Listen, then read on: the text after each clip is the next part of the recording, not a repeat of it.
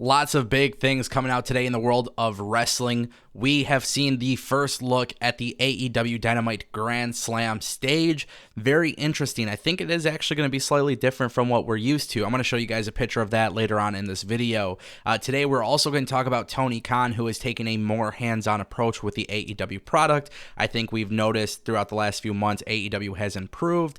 And this kind of goes back to what we were talking about with AEW originally, having so many people with their hands in the recipe. And so because of that, it sounds like Tony Khan is the one who's really doing big things for this company. That doesn't mean there's no input coming from anybody else, but it just means that Tony Khan is a little bit more hands-on. And we're also going to kick things off with NXT 2.0 getting edgier. Yeah, I know, guys. This is really good stuff. So let's talk about it. Make sure you guys click that subscribe button, ring the bell, get notified, join the Discord. Lots of big things coming up to Destination PW. So thank you for your support. All right, guys, so Tony Khan is getting hands-on even more than ever with AEW. I really want to talk about this because for a while we've heard of guys like QT Marshall coming out in interviews talking about how they throw the shows together. And now if you watch AEW, it does seem a little bit better structured. One thing about AEW is the pacing has been really good. It's a 2-hour show. I feel like everybody gets their stuff in. But Tony Khan recently revealed that he's pretty much the one who has taken the reins on this product. Now, that is a good thing. I'm sure Tony Khan is still getting feedback, obviously, from his team. But it doesn't sound like there is it doesn't seem like there's any misinformation now in regards to who is booking what or who's doing what. Essentially, what's happening right now with AEW is that Tony Khan is basically booking the show, and he is the one making all of the final decisions. This is great news. This was one of the big concerns that we had, especially myself in the beginning, right before AEW was even announced as a company.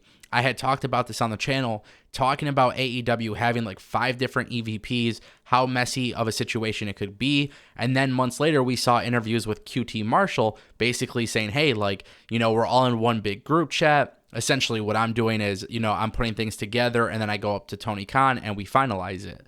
Well, we quickly saw how that was not doing too good for the product because, we saw its impact.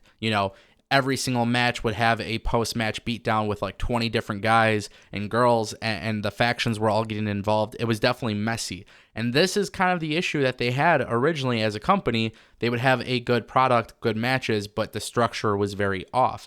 Now that Tony Khan is the one who literally finalizes absolutely everything, we're starting to see a little bit more organized structure to the product on TV, and I think that is great news. And I'm very glad that Tony Khan and AEW are transparent about this. They have been very transparent about their shortcomings, but also at the same time, too, they definitely value fans' feedback. They value what the TV network has to say. I mean, they take these things and they work on it and they get better. So, AEW may not be perfect, but my gosh, is AEW very entertaining to watch. And I truly believe that it is. I really think AEW is a major player in the world of wrestling. And the cool thing is, there's a lot of people, you got to pick one versus the other. I just enjoy wrestling. I think fans enjoy wrestling. And I think the reason why Tony Khan is so successful is because he enjoys wrestling. So he firmly believes AEW is the best product. But also at the same time, too, this guy enjoys all kinds of wrestling, and he's enjoyed it for all too long. So the great news here is Tony Khan is constantly running things. And, I don't know if there's going to be any decisions coming up soon, but you never know. Maybe some of these EVPs kind of step away from the creative side of things and just simply focus on business, which is not a bad idea. And maybe that's the way to go. But the fact that Tony Khan is running things his way is exactly what's making this product better. All right, guys, shout out to SeanRossSap and FightfulSelect. If you guys didn't know, it's been reported that AEW's influence in the wrestling world is definitely running wild. This is because WWE NXT 2.0 is expected to get edgier. This is gonna basically bring in harsher verbiage, and characters are going to be a little bit more grittier. The attire for women is also going to be a little bit more lenient. The idea is USA Network really wants WWE to capture the younger audience. To be honest, I think that they could.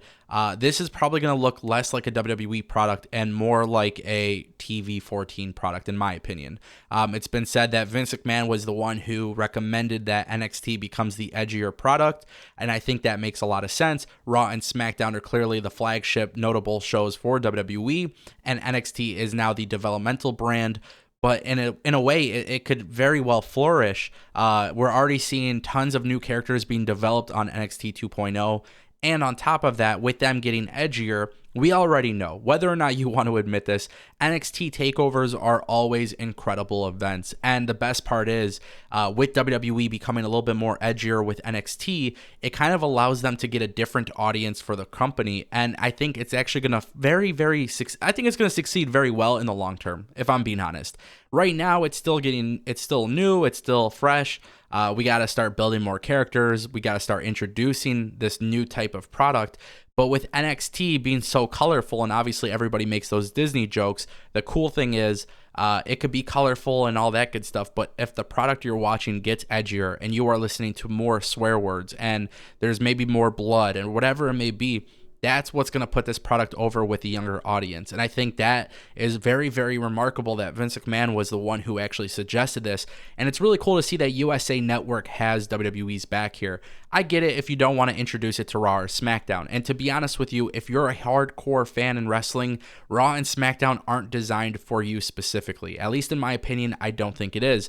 But this gets me excited because NXT could very well be the brand that gets the younger audience and also captures the hardcore audience. And if you're USA Network and you allow WWE to do this, I mean, Tuesday nights are going to get even better. Like, I liked what we saw last week, but now I'm even more excited. Shout out to SeanRossSap and Fightful for breaking that story. Very interesting stuff, and I do look forward to see what is next. All right, guys, this image right here on the screen is a sneak peek at Arthur Ashe Stadium for AEW Grand Slam. Tomorrow's episode of Dynamite is going to be incredible. Over 19,000 tickets have been sold. This place fits around 20,000. And the good news is, if you take a look at this first look, based on the stadium design, it actually looks like AEW might be doing something a little bit different here. Very well into my YouTube career, you know, like very early on, I talked about how wrestling stages need to be, you know, a thing that comes back, right? Like custom sets. And we've seen them change a little bit periodically, but for the most part, AEW and WWE stick to the same format. With this right now, when you look at this image, the way the tunnel is from the stadium, it sounds to me like AEW is not going to be introducing the two tunnels that they use for baby faces and heels. What also is really interesting about this is the ramp is actually a very short ramp. So I have a feeling that this stage, when it's all lit up and it's all cool, it's going to feel like a very nice old school WWE pay-per-view. And I think that is exactly what I want to see. It's just something different. I like the idea of AEW switching it up sometimes. I loved what they did for Double or Nothing at the original pay-per-view, including the poker chips.